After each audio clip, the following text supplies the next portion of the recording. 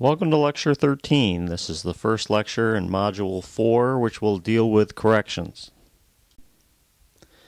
We'll begin by talking about probation supervision, so probation and to a little extent parole in this first week of Module 4. Then later modules will move on to institutional corrections. Probation is the most common sentence that criminal offenders receive within the United States. Approximately 65% of the criminal offenders convicted in the U.S. receive a sentence of probation.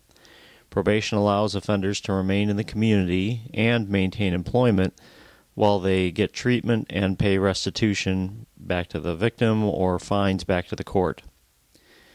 There are only about 30,000 probation officers employed across the entire United States to supervise the almost 4 million people on probation.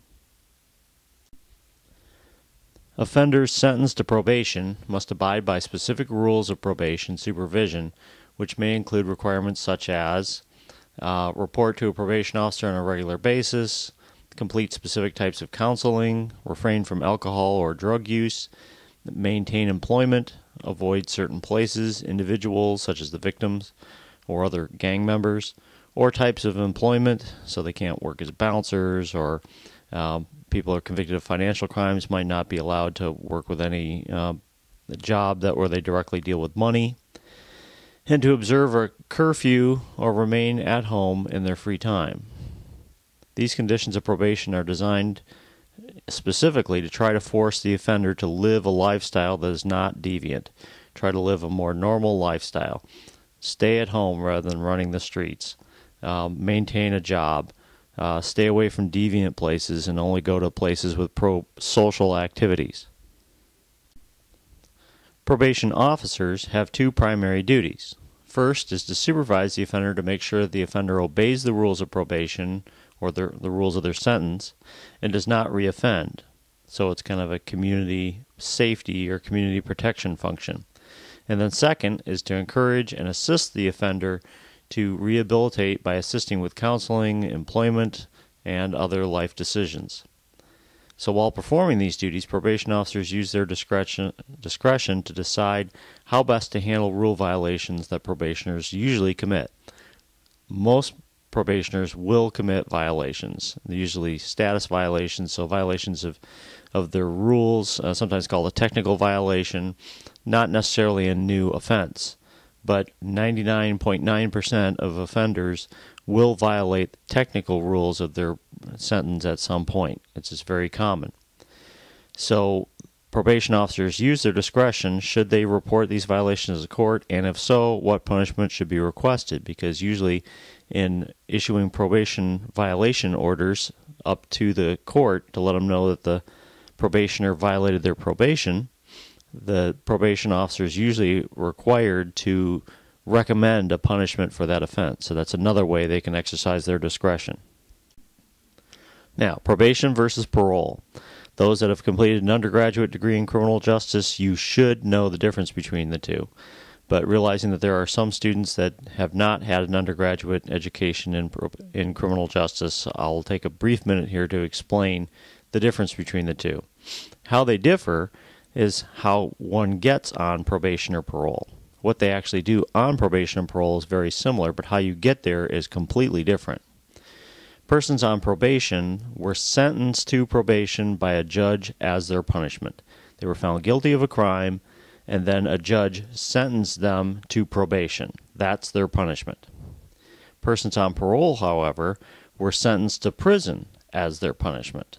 But the State Department of Corrections or the Federal Bureau of Prisons has let them back into the community early as part of a slow transition to their release from custody. So probationers, again, are sentenced directly by the judge to probation. Parolees are sentenced to prison, and then the prison system allows them out early under parole. So how probationers and parolees are supervised, however, is very similar. What they actually do in the field, what their life experiences are like on probation and parole are generally quite similar. So the readings this week will deal with the day-to-day duties of probation officers, and they're very different depending on what county you're assigned to or what specific subunit you're assigned to. Can be very different. And it'll also emphasize the use of discretion among these probation officers. So the first reading, A Day in the Life of a Federal Probation Officer Revisited, is a number of accounts from different probation officers talking about their daily life, to give you an inside look at what a daily life of a probation officer is like. Even though these are federal probation officers, the stories could equally apply to probation officers employed by a municipal court or a county court or a state probation department.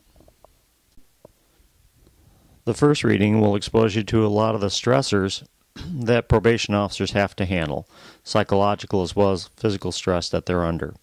So the second reading, Surviving the Trenches, The Personal Impact of the Job on Probation Officers, by Kristen Lewis, LaDonna Lewis, and Tina Garby, all three of which are academics now but have been probation officers, digs into the impact of that job stress and the stress of trying to both supervise your dangerous clients and trying to help your less dangerous clients, and the role conflict that goes along with that.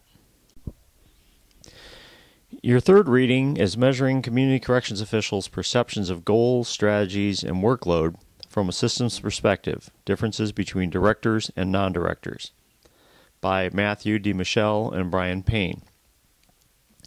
This article looks at that role conflict between law enforcement and service social work side of working in community corrections, so probation or parole.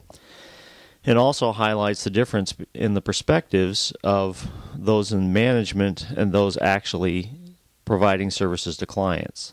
And the biggest difference between the two is that it's the supervisors are the ones that are struggling with the role of, doing law enforcement as well as providing social service.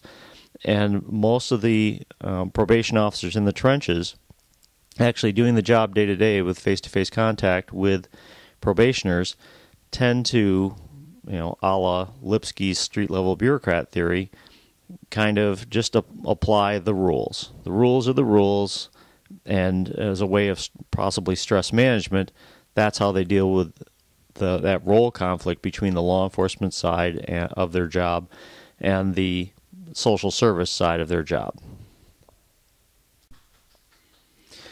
And then the last reading by Todd Clear, Probationer Violations and Officer Response.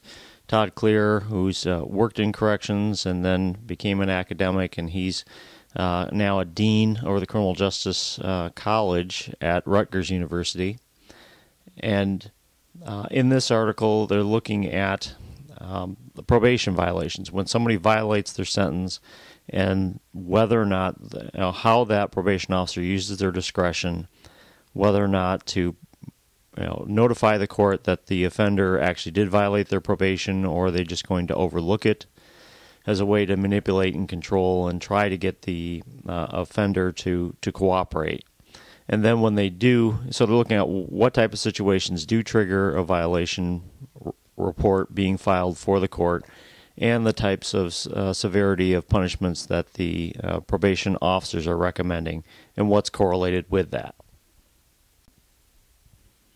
So, as always, email me if you have any questions or concerns, and don't forget Quiz 13 at the end of this week.